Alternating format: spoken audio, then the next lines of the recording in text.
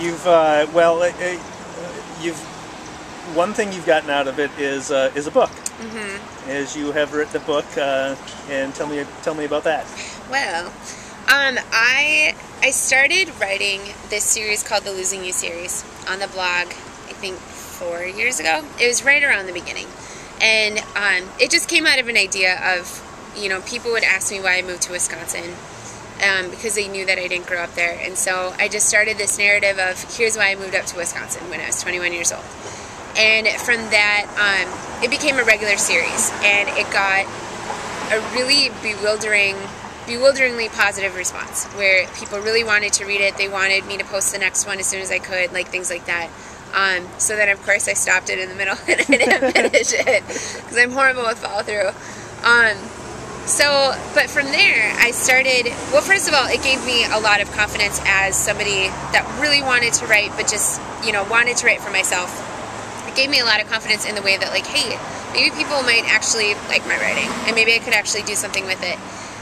And with the story, too, it started becoming kind of, the story itself, the bane of my existence, where it's like, the more I thought about it, the more I'm like, this is kind of a unique story in a way, and it's also a story that, like,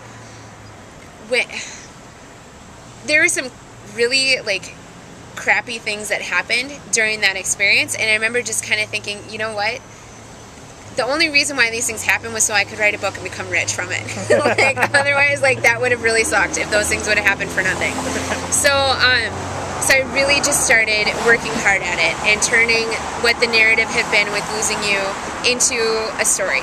And if you read the book, and if you've read the Losing You series, like, you see a lot of that still in there. Like, there's the same conversations. And the book is now a really, really loosely based, because I don't want to get sued, fictionalized version of what happened.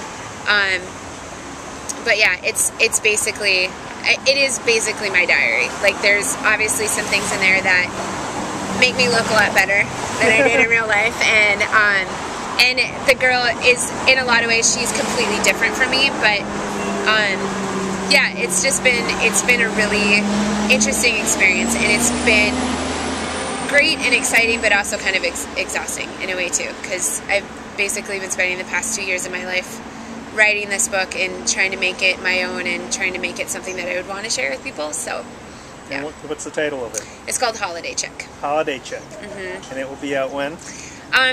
Probably in 2 weeks. So July for sure. Okay. Yeah. There's a couple of things that need to happen before it's actually, like, out there and totally released. But yeah, July 1st for sure. So okay. Yeah. So what do you do by day? By day, I am a behavioral therapist, and I work with children with autism. So I work at a mental health outpatient clinic, and I work one-on-one with children with autism, and I teach them social skills and different academic skills and coping and behaviors and modification of behaviors, and I also do family training. So basically, it's jumping on trampolines all day while doing, like, a lot of different stealth psychology stuff. So has your work informed your blogging at all? I don't think so. No, I've actually been pretty lucky in that the only times I've ever really wanted to write about work have been very vague situations that, like, happened like 3 years ago. Yeah, no, not at all. Like, it's very separate. Like, I know that my boss reads my blog. I know that there are a lot of people from work who read my blog.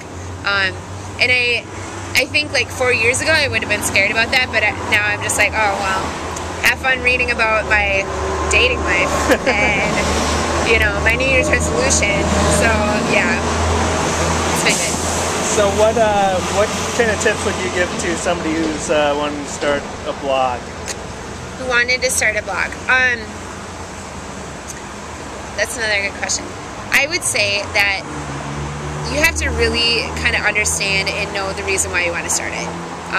My blog is really, I say this over and over, and I know, like, it's starting to sound cliche and whatever, but my blog really is for me. And I don't post to impress anybody else. I don't write anything to impress anybody else. It's a place where I can just go and just be like, here's what I think. So I think you have to know the reason why you're starting a blog. If you're doing it because you think you're a great writer and you want people to read your writing, that's a whole nother deal. And like there's different ways to promote it and things like that.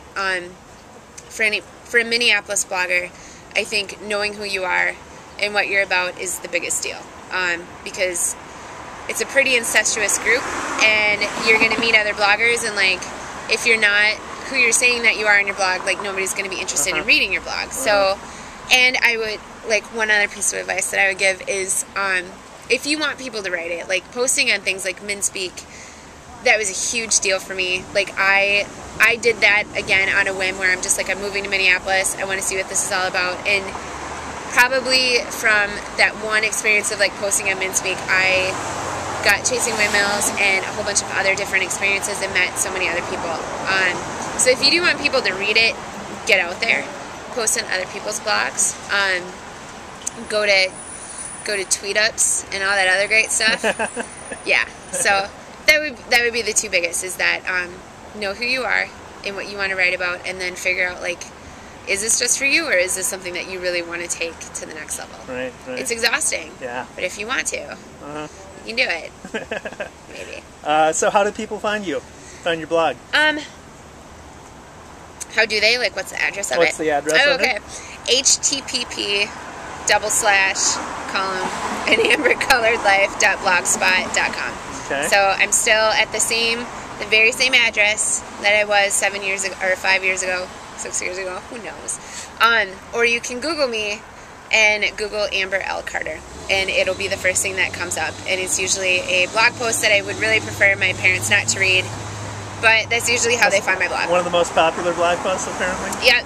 One of the ones about, sex, which they enjoy reading about. So, yeah. And on Twitter?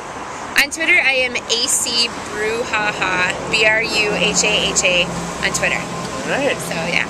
Well, thank you for taking the time to talk. Thank you. This was fun.